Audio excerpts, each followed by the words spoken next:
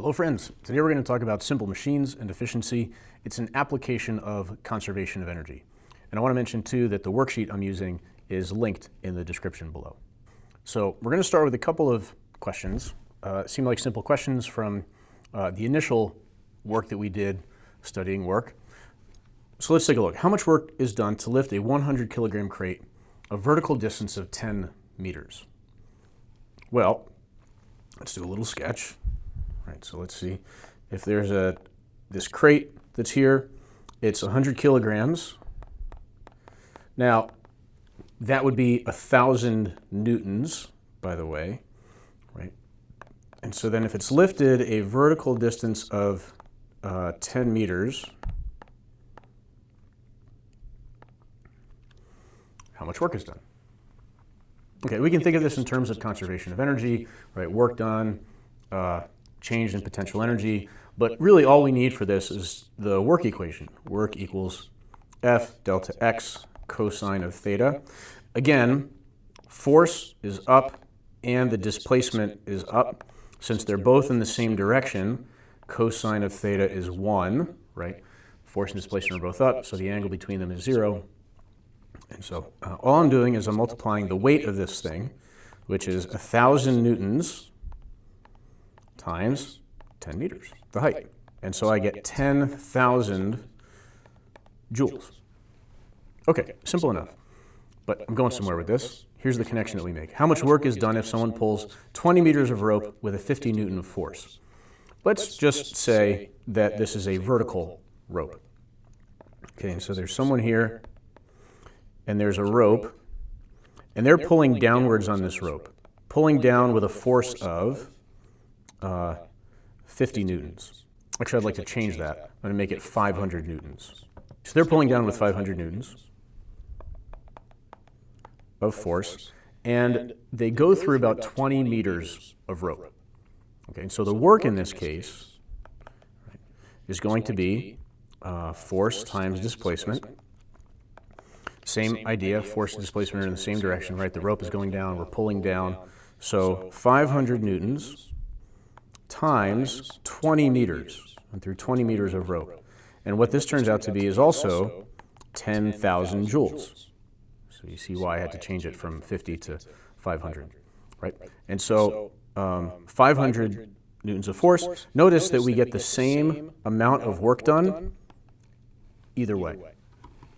Okay, and so what that means is this person, if there was a way of somehow getting the rope to be like this longer distance on one side and shorter distance on the other, then you'd only have to exert 500 newtons to lift something that's 10,000 or 1,000 newtons. So you get to exert less force, but the trade-off is that there's more distance that rope has to go. This is what machines are about, simple machines. They take advantage of conservation of energy. And the basic principle is that the work in has to equal the work out. Let me show you an example. So here I'm lifting a 1 kilogram weight, right, which is 10 newtons, but I'm only having to pull up with 5 newtons of force, or half a kilogram. But notice that it has to go, I have to move twice the distance that it moves. Okay, so my hand starts just above the 50, and then my hand goes to just above the 30, so it moves like 20 centimeters, but the weight itself only goes up about 10 centimeters. Right? So what's going on here is that the force is being divided by 2 because I've got 2 strings going up. But again, I have to multiply the distance by 2 that I'm actually pulling that thing. Here's an example where the force is being divided by 3, and so again, the mass is 10 newtons, but the spring scale is reading only about 3.3 newtons. Now, it does stick a little bit, and there's some friction with the pulley, so it's not perfect. Now, my finger is starting at the 20 and going down to about the 60. So I'm moving a distance of 30 centimeters, but notice that the weight itself only moves about 10 centimeters. So again, there's that trade-off. So here there are about 4 strings. And so this means that the tension in the rope is only 2.5 newtons. I'm lifting 10 newtons and divided by 4 strings, so 2.5 newtons. But notice that my fingers start at around the 30, and they have to go all the way down to about the 70. right? So that's like 40 centimeters, and the weight itself only goes up about 10 centimeters. And so that's an example of the simple machine, the way that pulleys work, right? And so again, the basic idea behind these simple machines is this, that work in has to equal work out. So the force in times the displacement in equals the force out times the displacement out. Okay, and the mechanical advantage is what we call, you could think of it as the factor by which you have to pull less on something in order to get it to be able to move. So for example, it's the ratio of the output force over the input force. Using the example before of lifting something that's 1,000 newtons by only putting in 500 newtons of work, that would be a mechanical advantage of 2. Okay. And then with the pulleys, you can see how it works. Really, the mechanical advantage is based on the number of strings that are attached to that bottom pulley. Another classic example of a simple machine is the lever. And some car jacks are screws, right? But which is really just an inclined plane wrapped around a cylinder. That's all a screw is, inclined plane. An inclined plane is another example, right? You can slide something up an inclined plane. You don't have to lift it straight up. You can slide it up a plane, depending on the amount of friction that's there. Might be more or less mechanical advantage that way.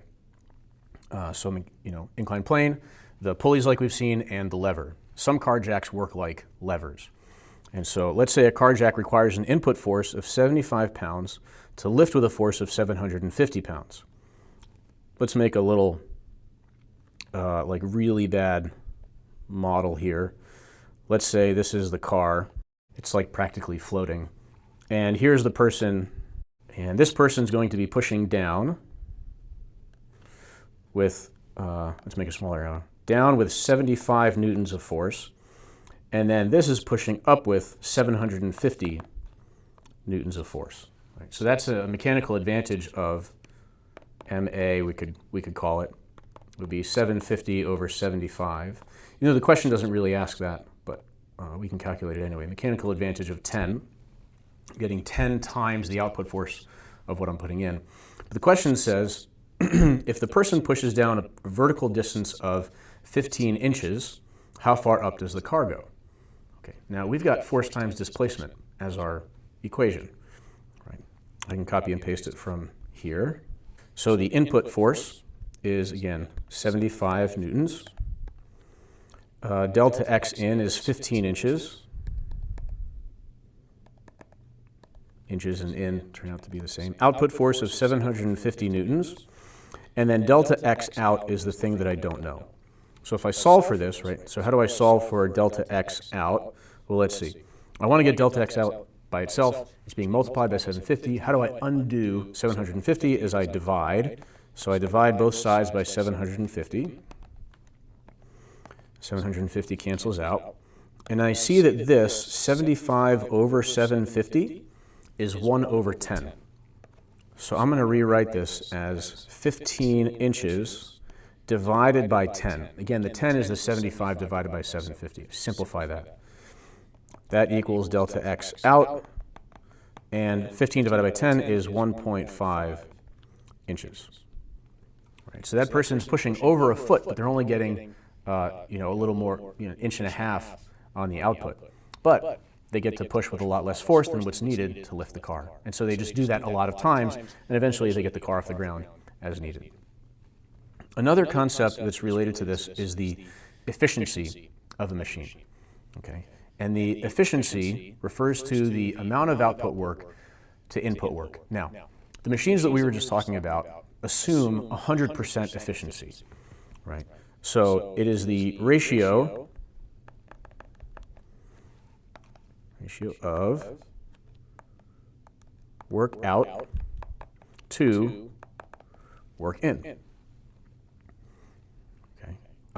And so the way it's calculated is just the fraction, work out, divided by work in. The pulleys that I showed you that I was using in my classroom, those are not 100% efficient.